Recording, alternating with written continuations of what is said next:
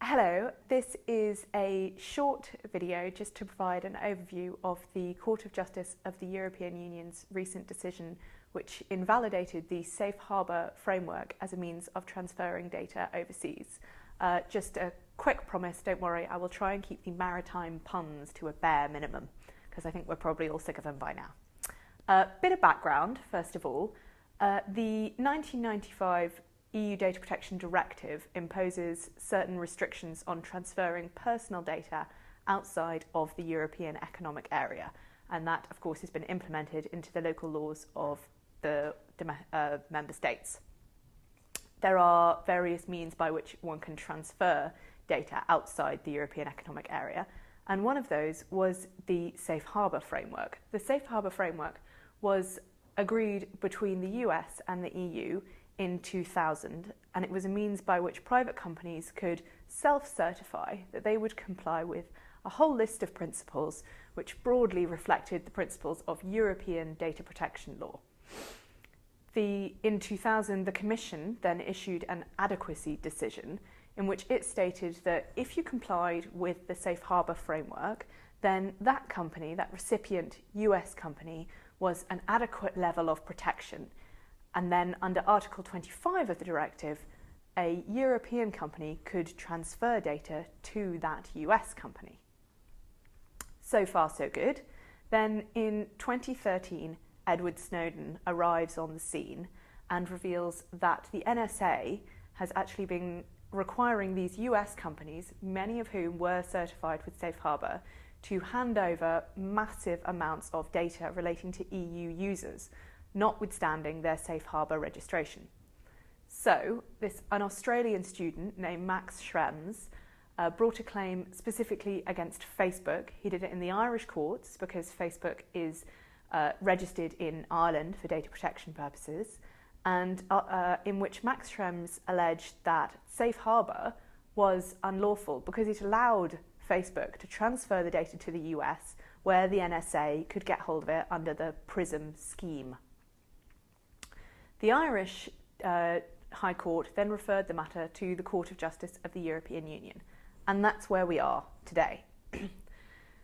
So, the Court of Justice, looking at all the issues, decided that the Safe Harbour adequacy decision of the Commission, that's the Commission's decision that Safe Harbour provided adequate safeguards, or rather provided an adequate level of protection, was invalid, which means that companies can no longer rely on their Safe Harbour certification to validly transfer the data outside of Europe under EU data protection law.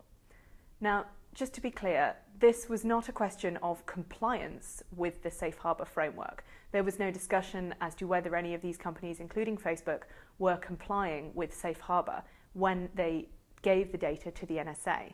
And that is because the court very much focused on the derogation from Safe Harbour. There was a derogation built into Safe Harbour when it was agreed between the US and the EU, which stated that companies could disapply the principles perfectly lawfully under the framework when required to, as strictly necessary for grounds of national security and crime prevention, and if required to do so by a court order or national law. So, Facebook receives a request from the NSA and says, well, even though I'm certified with Safe Harbour, I can derogate from those principles in giving all this data to the NSA because of the derogation. The court's main problem with the derogation was that there wasn't sufficient oversight in the way that it was applied by companies. And once your data had gone to the NSA, it was no longer protected by Safe Harbour.